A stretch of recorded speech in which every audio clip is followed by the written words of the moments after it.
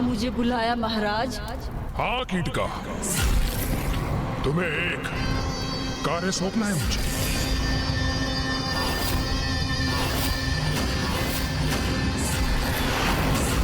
मेरा एक महाशत्रु अपने हाथों में ज्योति लिए मेरे नगर की ओर बढ़ रहा है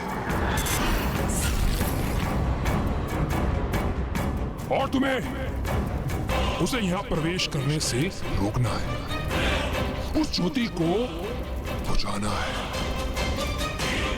अवश्य महाराज, मैं ये कार्य अवश्य करूंगी, क्योंकि ज्योति को लीन लेने में मुझे बहुत आनंद आता है, क्योंकि मेरा आहार जो है ज्योति। किंतु कीटका,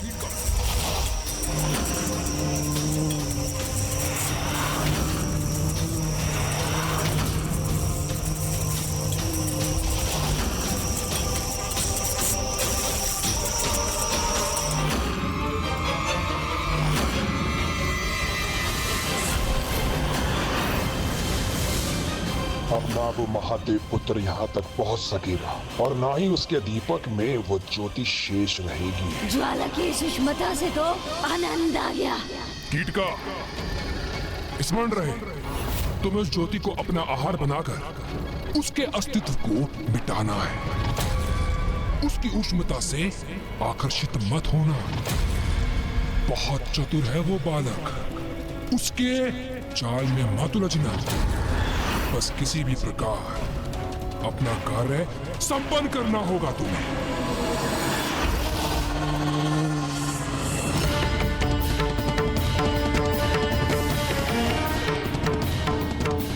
मूषक जी, गति धीमी कीजिए।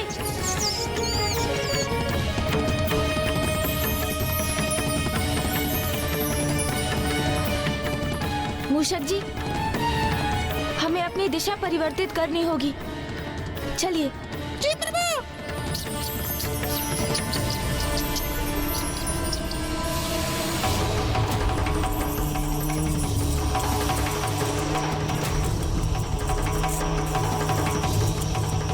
मूषक जी, ये ध्वनि सुनी आपने? हाँ प्रभु, ऐसा प्रतीत होता है जैसे कोई कीट हो।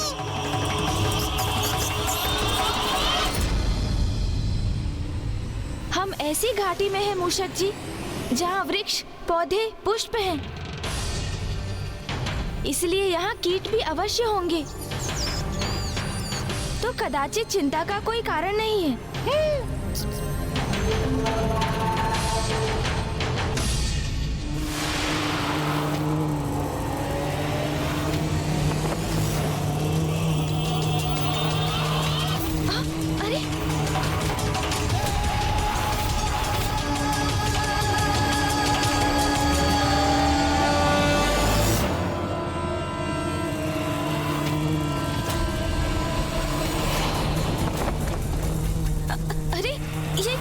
ये तो स्लो को बुझाने के प्रयास में है।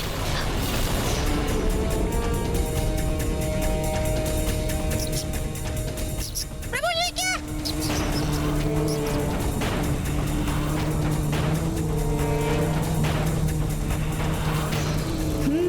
ये कोई साधारण कीट नहीं, अवश्य ये कोई आसुरी कीट है, जो यहाँ माता की ज्योति को बुझाने का प्रयास कर रहा है।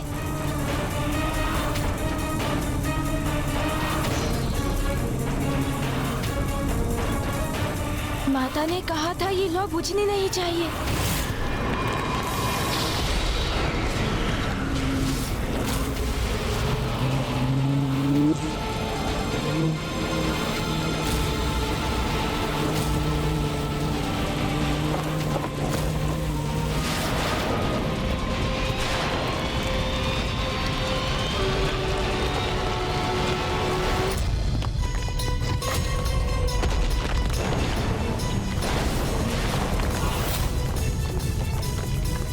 गणेश का अनुमान उचित है। मुझे भी उस कीट की असुरी प्रवृत्ति का आभास हो रहा है और वो मेरी ज्योति को ही क्षति पहुंचाने के लिए वहां पहुंची।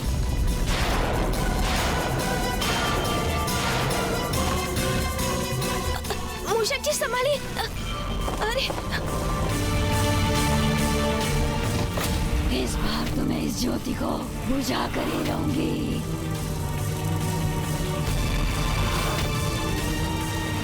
तुम जो कोई भी हो, किंतु मैं तुम्हें माँ की शक्ति को कोई हानि पहुँचाने नहीं दूंगा। मुझे कान जी की सहायता लेनी चाहिए। ये ध्वनि तो इस ओर से आ रही है। अरे इसने तो मुझे देख लिया।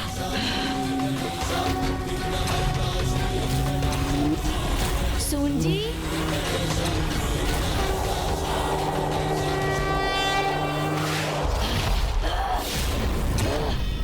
कौन हो तुम?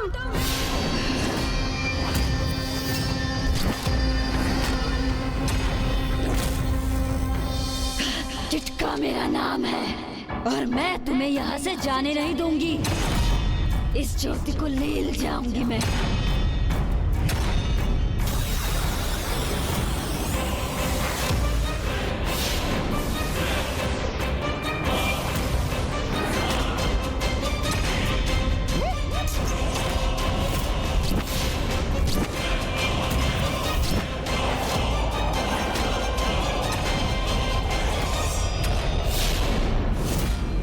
माँ, ये आसुरी कीट तो आपकी ज्योति को अपना आहार बनाने के लिए आतुर है।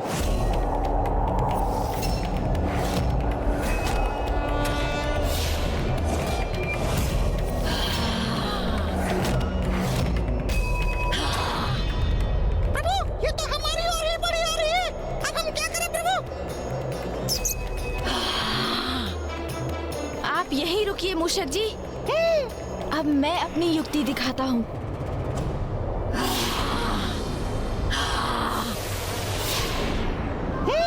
मैं समझ गया प्रभु, आपकी चतुराई।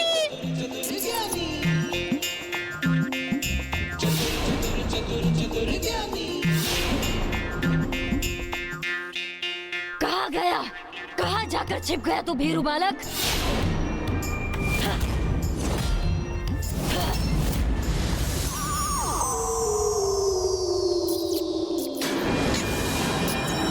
मैं सकुशल हूँ प्रभु, आप मेरी चिंता मत कीजिए।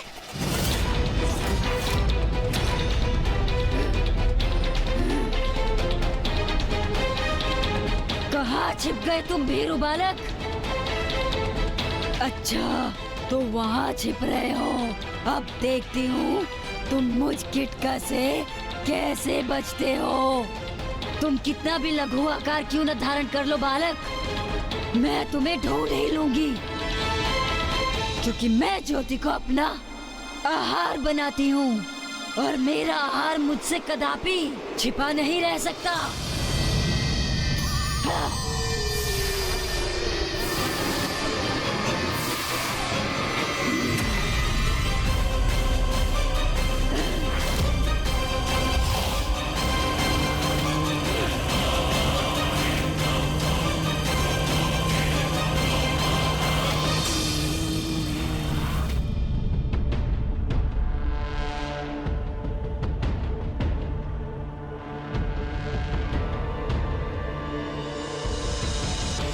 मुझे मूषक जी को ढूंढना ही होगा, किंतु इस घनी धूप में।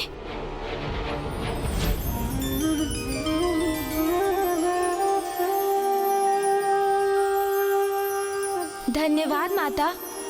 आपका दीपक दुर्गमासुर के आतंक से त्रस्त और निराश सृष्टि के लिए आशा की एक किरण के समान है। और ये भी स्पष्ट है माता कि दुर्गमासुर इस दीपक को अपने स्थान से दूर ही रखना चाहता है, क्योंकि यदि आप वहां पहुंच गईं, तो कुटिलता का नाश तो स्वतः ही हो जाएगा। इसलिए वो भी मुझे रोकने का प्रयास कर रहा है माता। अपने आसुरी जाल बिछाकर मेरे मार्ग में बाधा उत्पन्न कर रहा है वो। किंतु जब आप मेरे साथ हैं माता, तो मुझे चिंता करने की क्या आवश्यकता है।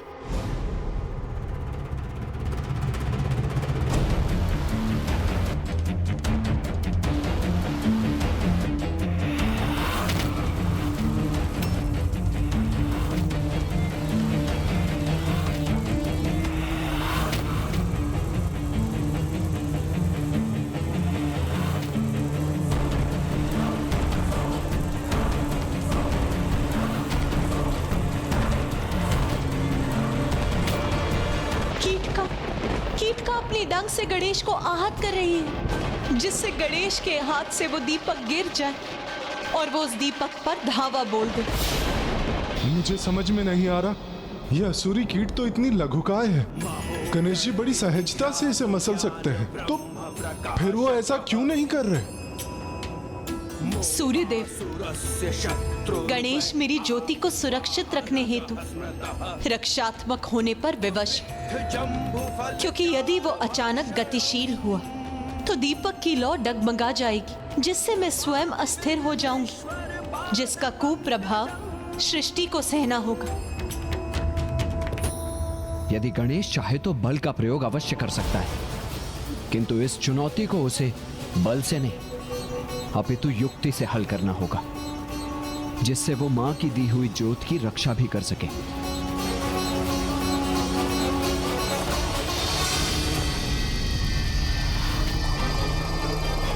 ऐसे नहीं तो वैसे मैं इस ज्योति का नाश अवश्य करूंगी। ये तो अति है इसकी। ये मेरा आहार बनेगी अथवा मैं इसे बुझा कर रख दूंगी। अब इसे उचित पाठ पढ़ाता हूँ। सूर्यकोटि समप्रभ। ये क्या, इसने तो पुनः विशाल रूप ले लिया है। संभवतः ये मुझे उलझाना चाहता है, किंतु मैं इसके छलावे में नहीं आने वाली।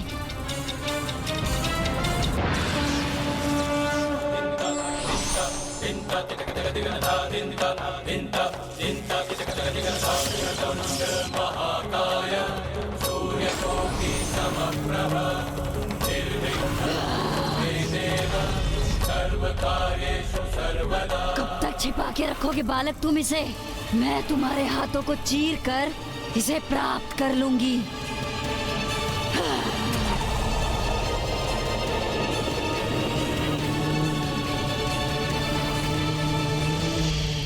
माँ, मुझे आपकी सहायता की आवश्यकता है।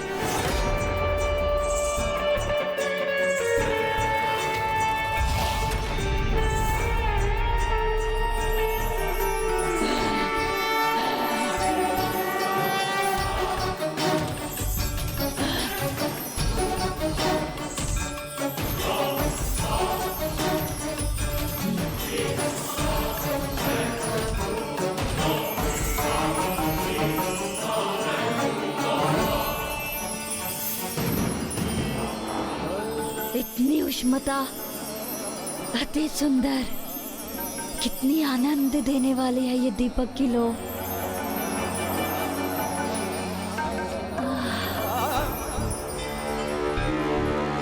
एक छोटी सी क्रीड़ा करता हूँ।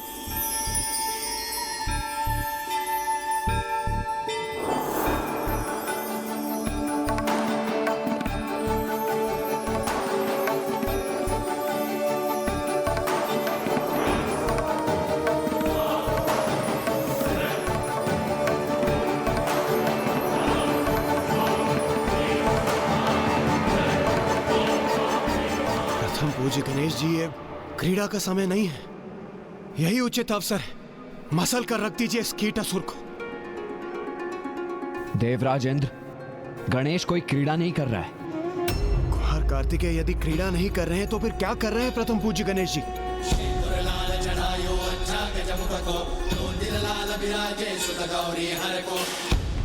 कीटिका एक आसुरी कीट है, और जैसे कीट पतंगे ज्योति की उष्णता और उसके प्रकाश की ओर आकर्षित होते हैं, उसी प्रकार गणेश भी इस कीट को उस ज्योति की ओर खींच रहा है। मात्र गणेश ही अपनी चतुराई से ऐसी युक्ति उत्पन्न करने में सक्षम है। वो उस ज्योत को अपने हाथों में सुरक्षित भी रखेगा और बिना उस पर कोई आक्रमण किए उस कीट का अंत भी सुनिश्चित करेगा।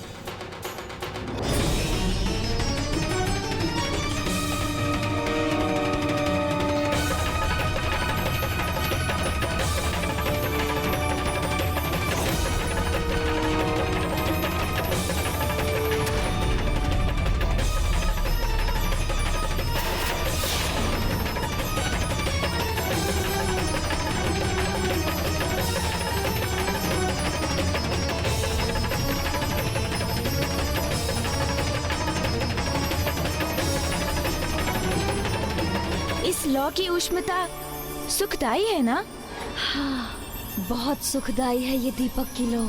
तो इसके और निकट आओ ना, इससे और सुखद अनुभव होगा।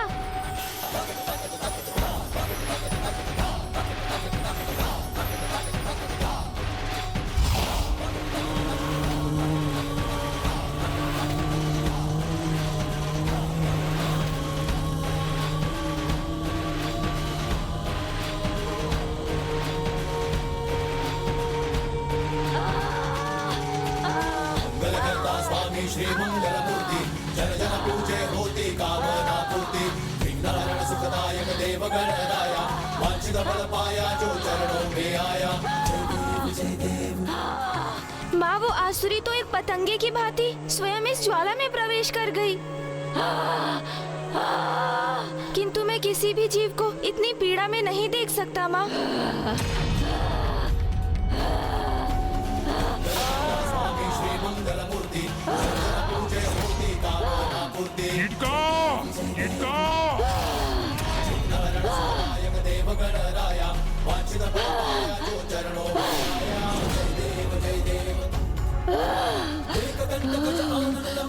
तुमने मेरे प्राण क्यों नहीं लिए?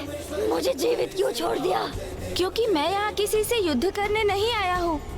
मेरा तो मात्र एक ही उद्देश्य है। मेरे हाथों में जो शक्ति है उसे सुरक्षित रखना है मुझे। तुम्हें कोई हानि पहुँचाने की इच्छा नहीं थी मेरी, किंतु तुम मेरी माँ की शक्ति को क्षति पहुँचाना चाहती थी, इसलिए माँ ने ही तुम्हें दंडित किया है।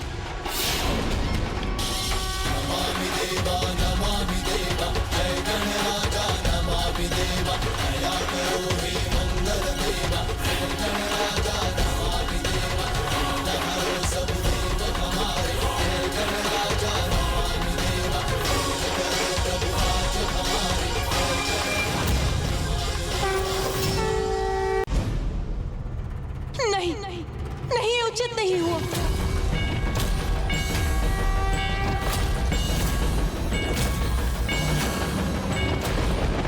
क्या हुआ पार्वती?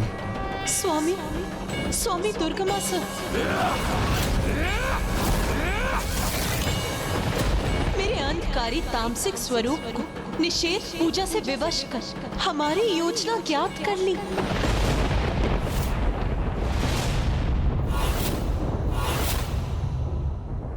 पार्वती, पुत्र गणेश आपकी शक्ति का दीपक लेकर देवताओं एवं धर्म की रक्षा करने हेतु वेद की देवी को मुक्त कराने जा रहा है, और अब दुर्गमासुर को हमारा भेद ज्ञात हो गया है। हाँ स्वामी, किंतु दुर्गमासुर ने मेरी अंधकारी शक्ति को निषिद्ध पूजा कर विवश किया था, और मेरी निषिद्ध पूजा कर जो मुझे विवश करता मैं उसे दर्शन तो अवश्य देती हूँ, किंतु वो ये भूल जाता है कि भविष्य में इस पूजा का परिणाम बुरा ही होता है, क्योंकि निषिद्ध पूजा करने वालों की भक्ति सदैव कपट पूर्ण ही होती है, और मंत्रों की शक्ति के कारण हम अपनी अनिच्छा से ऐसे भक्तों को दर्शन देने के लिए विवश होते हैं। माँ, तो दुर्गमासुर को अब ये ज्ञात हो गया है कि गणेश वेद माता को मुक्त कराने उसकी ओर ही गया है, तो अब वो शांत तो नहीं रहेगा। तो क्या गणेश संकट में है? माँ,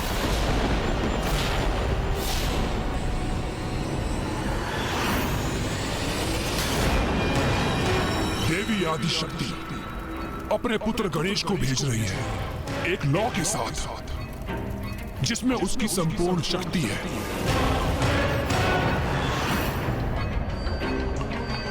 तो मैं वो दीपक ही बुझा दूंगा। ना रहेगी माता, ना रहेगा ये संसार, और ना ही रहेगा कोई ईश्वर। एक ओर वेद की देवी संकट में है, और दूसरी ओर देवताओं का अस्तित्व भी नष्ट होने के निकट है, और अब हम गणेश को भी आगे बढ़ने से नहीं रोक सकते। तो अब सब कुछ गतिशील, सब कुछ गणेश के ही हाथ में। तो अब जो करेगा गणेश ही करेगा। धर्म की रक्षा के लिए हमें वेद माता को किसी भी प्रकार से मुक्त कराना ही होगा मूषक जी, और ये कार्य हमें गुप्त रूप से करना होगा मूषक जी। गुप्त रूप से प्रभु? हाँ मूषक जी, दुर्गमासुर को इसका तनिक भी आभास नहीं होना चाहिए, अन्यथा स्थिति नियंत्रण के बाहर जा सकती है। यदि वो लौ तेरी नगरी तक पहुंच गई तो तेरी संपूर्ण नगरी भस्म हो जाएगी। तो रोक ले उसे, बुझा दे उस दीपक की लौ को।